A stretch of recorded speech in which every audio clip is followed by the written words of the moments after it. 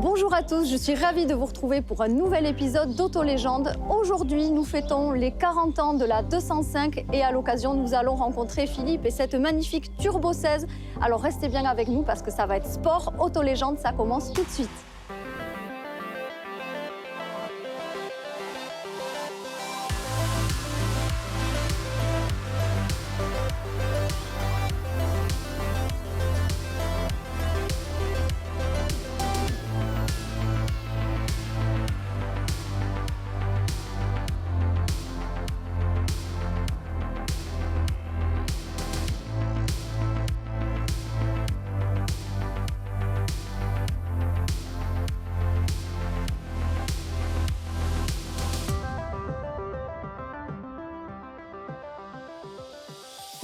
Bonjour Philippe. Bonjour Angélique. Alors écoute, je suis ravie que tu sois avec nous aujourd'hui pour fêter ces 40 ans de la 205. Alors tu vas nous présenter ton véhicule et puis aussi ta passion pour cette voiture et peut-être pour les voitures au sens large du coup. Raconte-moi un petit peu, quelle est l'histoire de cette voiture? Alors l'histoire de cette voiture, c'était l'histoire d'Automobile Peugeot qui était en difficulté et qui a sorti une voiture magique que tout le monde aujourd'hui apprécie.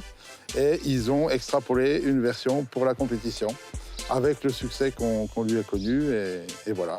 Et oui, parce que celle-là, c'est une spéciale rallye puisque, alors en plus sur ce modèle-là, on est à 200 exemplaires. Tout à fait.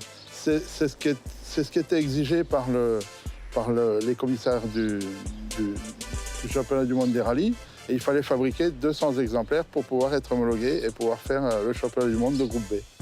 Alors, c'est vrai qu'à l'époque, elles sont sorties dans les années 80, 83, 85. 85. Elles ont été fabriquées en 84. Elles ont commencé à courir en 84. Et puis ensuite, championne du monde des rallyes en 85, 86. Puis ensuite, l'arrêt du groupe B. Et elles sont passées au Dakar et à d'autres compétitions. D'accord. Alors, du coup, est-ce que c'est ton premier véhicule? Parce que c'est un choix particulier en plus d'acheter ce type de véhicule. J'imagine que toi, tu dois faire des rallyes peut-être aussi? Alors on fait des rallyes, mais de cartographie. On reste sérieux et sage parce que c'est quand même une auto qu'il faut préserver, parce qu'il n'y en a pas beaucoup. Mais effectivement, j'ai une passion pour cette automobile. Alors du coup, Philippe, on va regarder ensemble un petit peu déjà toutes les différences qu'on peut trouver avec une 205 normale, entre guillemets, la 205 de tout le monde, comme tu disais tout à l'heure, parce que là, il y a beaucoup de choses qui ont été modifiées quand même. Alors, il y a effectivement beaucoup de choses qui ont été modifiées. On va s'attacher déjà à ce qui est commun. Oui. Voilà. Donc, ce qui est commun avec une 205, c'est les phares et les clignotants, la calandre, et après, c'est tout. Et c'est tout. Voilà, c'est tout ce qui est commun. Après, si on se déplace un petit peu, le pare-brise est commun. Donc, ça reste un pare-brise de 205. Et le toit, on va dire la moitié du toit est commune, puisqu'il s'arrête juste à l'arrière des portes. Jusqu'ici, on est commun. Donc du coup, Philippe, si je comprends bien, on a quand même essayé de garder quelques éléments d'origine, en fait. Voilà, alors il y avait deux raisons à ça. La première, c'est que esthétiquement, on puisse se raccrocher à la voiture de Monsieur Tout-le-Monde. Donc il était important que la voiture de course reflète un peu l'image de celle que les gens pouvaient acheter. Et puis ensuite, il y avait un problème économique, puisqu'à l'époque, la santé financière de la société n'était pas au mieux. Et donc, on l'a fait économiquement. Donc, on a fait un patchwork de la banque d'organes, des pièces qui existaient dans le groupe à l'époque. Alors, à l'arrière, on a une particularité, puisque soit on peut lever toute la partie arrière, soit on peut lever uniquement la vitre pour pouvoir mettre les bagages. Parce qu'il faut savoir que cette voiture, si on veut voyager avec cette voiture, on n'a pas d'emplacement pour les bagages, sauf ce qu'il y a derrière sur la tablette arrière. Pour terminer la découverte des points communs avec la 205 de Monsieur Tout-le-Monde, il nous reste, puisqu'on arrive à l'arrière, les feux. Oui. Voilà. Donc les feux, c'est les mêmes que la voiture de Monsieur Tout-le-Monde. Donc l'image de la voiture, c'était bien ça, les feux, les phares, le regard, la calandre. Voilà, les gens pouvaient avoir un rapport avec la voiture qu'ils pouvaient trouver chez le concessionnaire. C'était la force de ce projet. C'était une façon de s'identifier, puis de faire adhérer aussi les gens un petit peu au côté rallye finalement, puisque c'était la première fois que cette voiture entrait en compétition. Et ça a aussi fait l'histoire de la 205 GTI, puisque forcément c'est la voiture qui était performante et qui se rapprochait le plus de la 205 Ça a Turbo 16. peut-être permis de faire pas mal de ventes finalement. Tout à ça, fait, hein. tout à fait. Je pense qu'économiquement, c'était rentable. C'était une belle réussite. Voilà. Alors du coup, on voit également cette grande vitre arrière qui me semble s'ouvrir. Alors voilà, cette grande vitre arrière s'ouvre parce que sur cette voiture, il n'y a pas de coffre. Eh oui. Donc si on veut voyager, il faut qu'on puisse mettre les bagages. Ah, parce qu'en plus, Peugeot a pensé à tout. Non seulement on fait du rallye, mais en plus on voyage. Tout à fait. Donc Ah voilà, on soulève. Et puis, on a la chance sur cette voiture d'avoir la ligne de bagages qui était à l'origine, qui a été dessinée pour cette voiture. Ah oui, tout ça, c'était une bagagerie, c'était les Spécifique. bagages d'origine. Voilà, avec le même tissu que les sièges. Donc, on a un attaché-caisse, on a une valise et on a 2 sacoches. Et avec les emplacements qui étaient bien prévus sur la voiture pour les installer, les fixer, parce qu'évidemment, c'est une voiture qui bouge un petit peu, donc il fallait que les bagages puissent rester en place. Donc ça a été l'arrière finalement a été complètement optimisé à la fois pour le côté technique, pour le moteur et aussi finalement pour le côté voyage en Tout à fait avec fait. cette bagagerie. Tout à fait. Angélique, maintenant qu'on a fait le tour de tout ce qui était à l'extérieur, je te propose de passer à l'intérieur. Ah ben oui. Allez, eh ben on y va. Avant, petite découverte. Ah. Voilà. Qu'est-ce que c'est? Comme tout collectionneur, c'est la tenue d'époque des membres de Peugeot Sport. Ah, très Donc, important voilà, ça du coup. Tout à fait. Donc les team managers, les pilotes, les mécaniciens avaient ce genre de doudoune pour C'était la tenue intervenir. officielle Voilà. que tu as récupérée. Quand il faisait froid, tout à fait. Tu as tout. J'ai pas tout, mais j'essaye. Bon allez, Allez, ben, je écoute, t'invite à prendre parfait. place. On va découvrir les particularités de cette voiture. Ah. Bon écoute, on est quand même plutôt bien installé, j'ai envie de te dire. On retrouve quand même les sièges de la 205 là. Alors, c'est des sièges spécifiques parce Ouais. qu'ils ont une forme et une coupe spéciale. Par contre, ils ont un revêtement qui est spécifique pour la Turbo 16 avec le lion. Il n'y a que sur cette voiture où on a fait ce tissu à l'intérieur. D'accord, le tissu Voilà. qu'on voit donc ici. Là. Voilà. Très bien. Après, on est quand même très bien Ah, installé. Tu me disais, On est très bien tout est installé. en cuir. Tout est en cuir et tissu. Par contre, on a seulement une glissière puisque les sièges des 205 basculent, mais celles-ci ne peuvent pas basculer. Alors après, qu'est-ce qu'on retrouve? Donc on retrouve le volant complètement spécifique là. Alors, le volant, il est spécifique, oui et non, puisque on l'avait sur les premières séries spéciales. Ouais. Sauf qu'à l'époque, on changeait simplement le logo du milieu du volant. Et oui, là on voit qu'il est logoté Turbo Voilà. 16, Par bien contre, sur évidemment. la Turbo 16, il a une petite particularité qu'il faut quand même connaître, c'est que la couture est spécifique. C'est-à-dire que sur ma Lacoste, par exemple, j'ai le même volant, mais le point de couture est différent.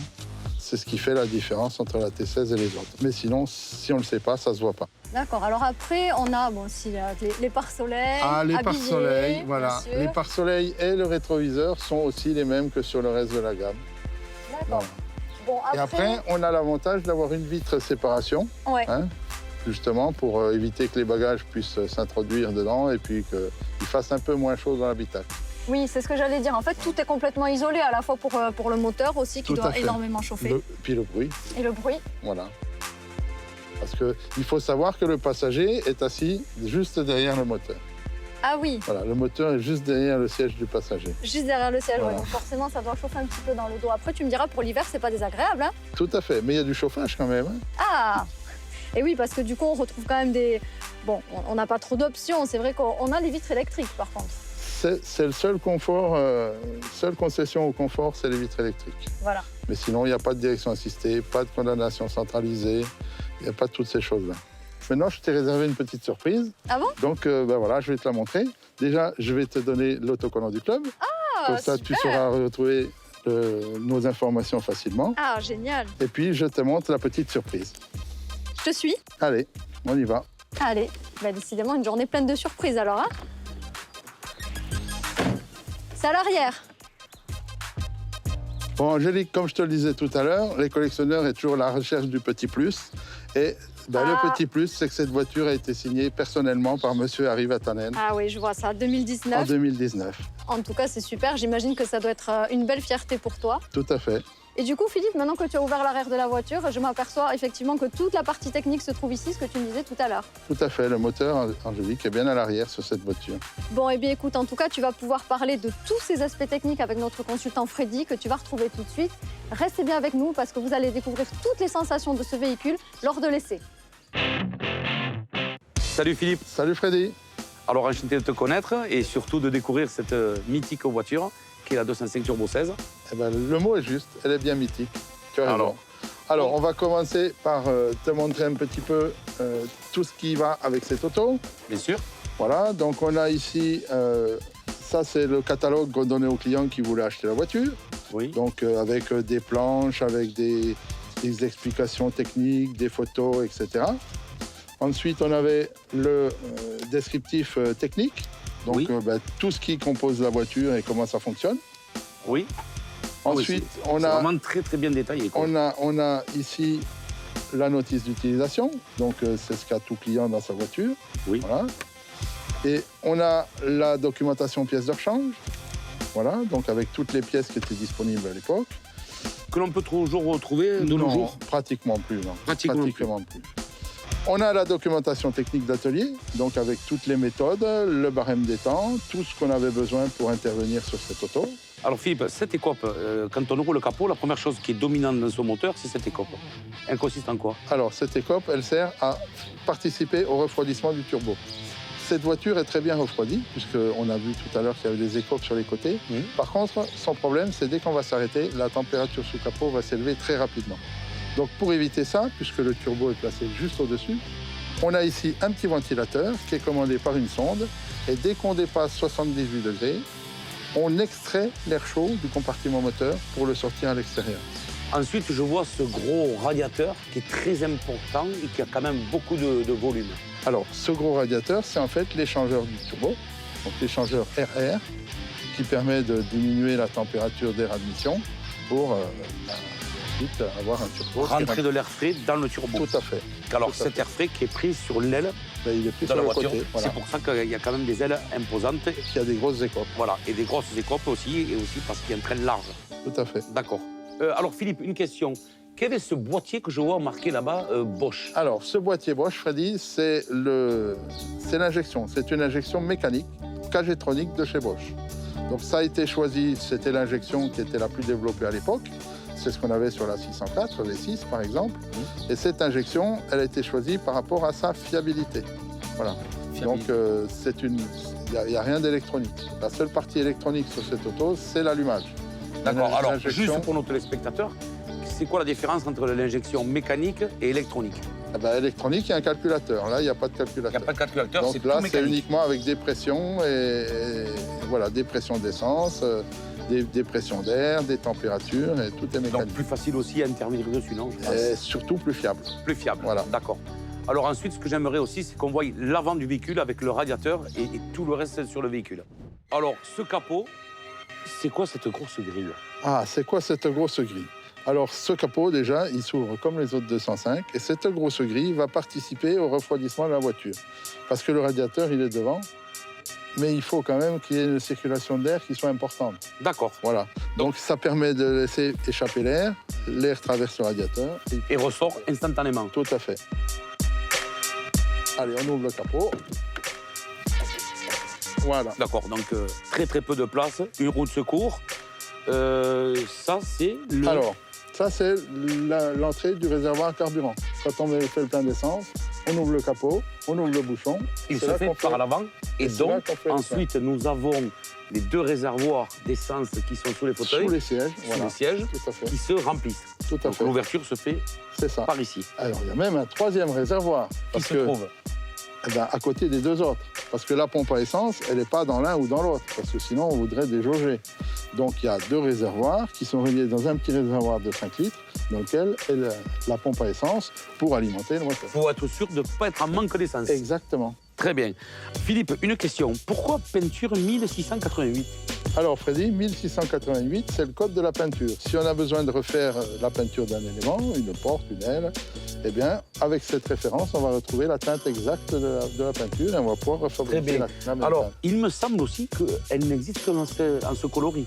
Tout à fait. Lorsque la voiture a été prise en photo pour l'homologation en groupe B, les 200 véhicules étaient faits. La Fédération internationale de l'automobile a fait la photo et toutes les autos étaient de cette couleur. Après, certaines ont été repeintes. Voilà, il y a eu les blanches, donc pour la compétition. Oui, tout à fait. Très bien. Comment fais-tu pour sortir cette fameuse roue de secours? Ben voilà. Alors, j'ai que 2 mains et cette roue de secours, elle est lourde. Alors, j'aimerais bien voir cette manip que tu fais pour sortir cette roue de secours. Il y a une astuce. On va enlever la barre anti-rapprochement. Voilà. Ici, on a un petit truc qui va nous permettre de la caler. Et là, on peut enlever la roue tranquillement pour pouvoir la changer si besoin. Bon, c'est bon, Philippe, tu peux remettre cette roue en place. Allez, parce on y que va. moi, j'ai vraiment hâte, et les téléspectateurs, je pense aussi, c'est d'aller faire un tour quand même avec ce bel auto. Allez, on y va. On est parti alors.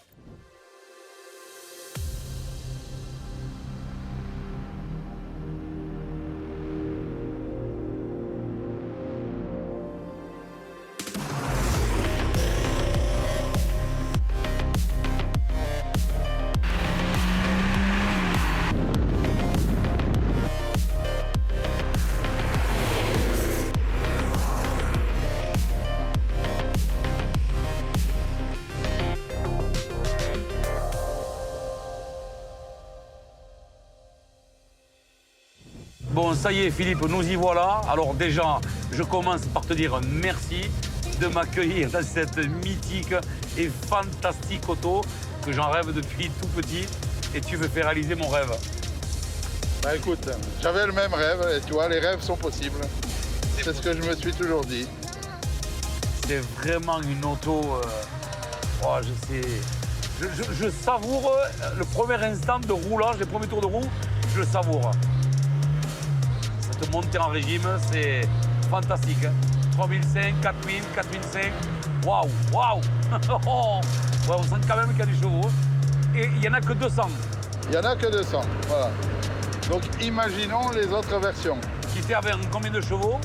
Bah, c'est monté jusqu'à presque 600 chevaux. C'était quand même des sacrés athlètes de rouler avec des véhicules pareils. Hein. Ouais. Ils avaient le cœur bien accroché.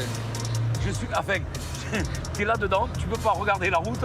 Je suis aussi en train de regarder tous ces manos, tout le code de tour, de ta position au volant. Enfin, tu as toujours les yeux qui sont attirés par quelque chose.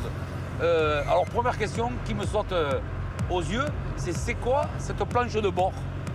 Alors cette planche de bord, c'est la planche de bord d'origine qui est dessous, qui a été découpée pour mettre cette casquette et pouvoir intégrer tous les équipements qui étaient nécessaires pour surveiller le bon fonctionnement de cette voiture. Alors, on a jauge d'essence, température d'huile, température d'eau et pression d'huile. Et pression d'huile, voilà. Au milieu, on a un mano de turbo, pression de turbo et contour et compteur. D'accord. Qu'est-ce que c'est? Alors, mais c'est... On voit quand même qu'on est dans un environnement de voiture de rallye quand même. Hein. Tout à fait. On est dans un habitacle petit, étroit. Oui. Voilà. Alors, on a un arceau dans cette voiture? Oui, il est un peu caché, l'arceau. Il est surtout sur les côtés, là. Principalement pour participer à la rigidité de la voiture. Après, dans les versions PTS et course, il y avait une cage dans l'habitacle, qu'il n'y a pas sur la version 200. Tu me parlais du kit PTS. Donc, tu avais, je suppose, d'autres roues à pouvoir monter sur ce véhicule-là. Alors, le kit PTS, effectivement, permettait de transformer cette auto en une auto de course. Donc, pour les gens qui voulaient faire de la course à titre privé et qui se rapprochaient en niveau de performance de la 205 T16 qui a été utilisée sur les premiers rallyes de championnat du monde. Il y avait un kit de roues. Il y avait un kit. Alors, on changeait beaucoup de choses au niveau moteur pour gagner de la performance, oui. Turbo. Oui. Puis ensuite, tout était remplacé. Tout ce qui était train, transmission, direction, frein, tout était modifié pour supporter l'accroissement de puissance. Bah, tu peux mettre un coup de gaz, s'il te plaît, là?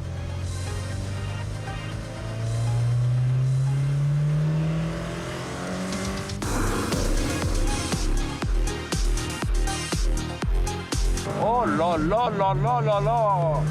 C'est sensation! Ah oui, oui, ah oui. Merci Philippe, merci Philippe.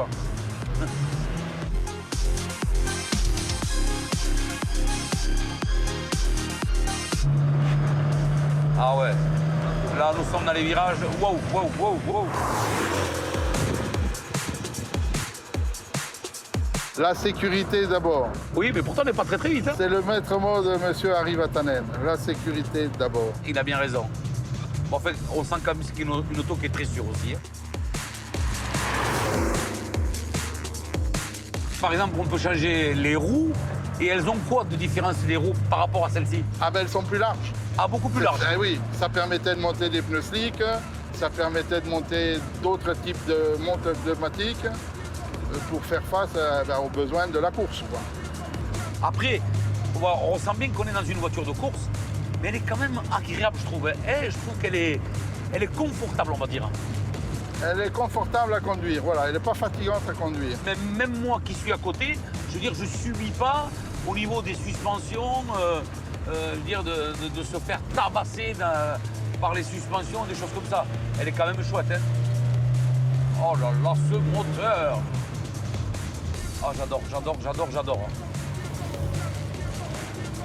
Tout le monde nous regarde, tout le monde a les yeux grands ouverts de voir une voiture comme ça. Ah oui.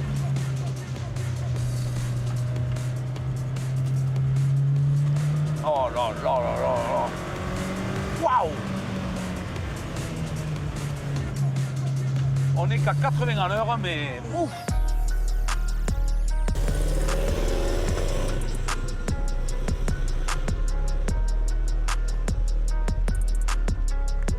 Est-ce que tu fais il t'arrive parfois de faire du circuit avec une voiture comme ça? Alors, on l'a fait chez Michelin, sur la piste humide.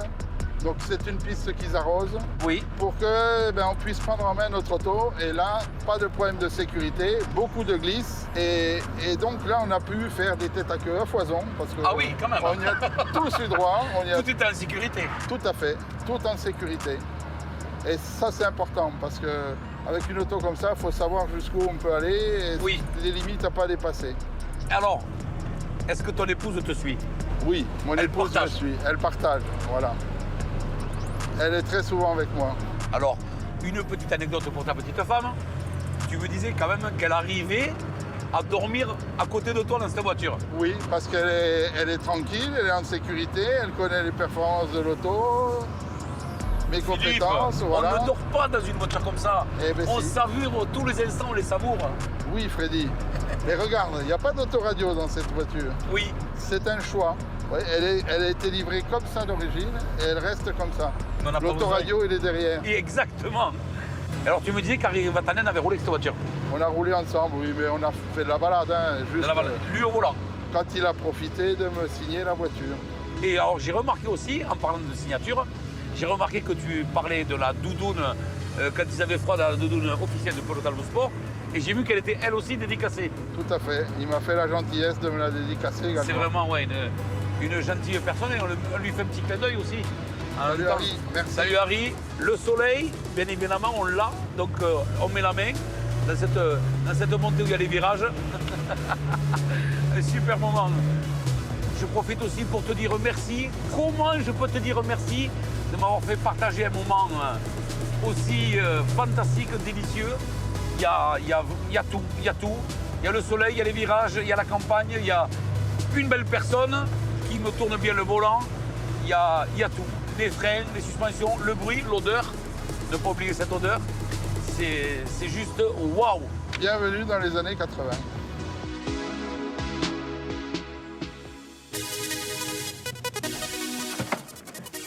Ah, ben, j'ai l'impression que c'était assez tonique, non, cette promenade? Tonique et sportive. Tonique et sportive. Alors, raconte-moi un petit peu. Philippe conduit de façon énergique, véhicule, tout s'y prête. Tout s'y prête parce que l'auto s'y prête. Déjà, on est sur 4 roues. C'est quand même une auto de course. Philippe, un bon petit coup de volant. On a partagé de très, très bons moments. Et on le disait tout à l'heure aussi avec Philippe, 4 roues motrices, c'est vrai que ça a changé la donne. On le sent vraiment à la conduite aussi et même en tant que passager finalement. Bien sûr, on a beaucoup de sensations en tant que passager. J'ai pas eu la chance de prendre le volant, mais j'en ai largement assez au niveau copilotage, on va dire.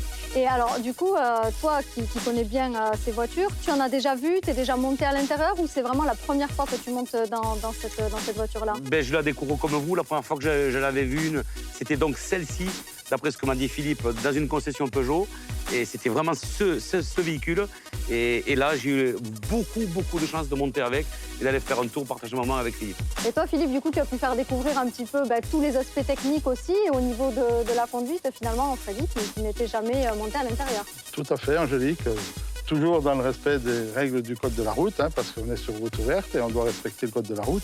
Mais bon, c'est une auto qui est très équilibrée, qui est très rassurante et qui est très efficace. Oui, finalement, on peut conduire aussi, même sur route ouverte, en dehors des rallyes, de façon tout à fait normale, en fait. Tout à fait. Alors, normal, oui, mais sachant qu'en dessous de 3500, 3000 tours minutes, elle n'aime pas trop l'auto, elle aime bien les tours minutes. Ah ouais, elle aime bien les tours minutes. Elle a du caractère. Eh bien, écoute, Philippe, en tout cas, avec Freddy, on te remercie de nous avoir présenté cette merveille. Et quant à moi, je vous donne rendez-vous très vite pour un prochain épisode d'Auto Légende. Salut!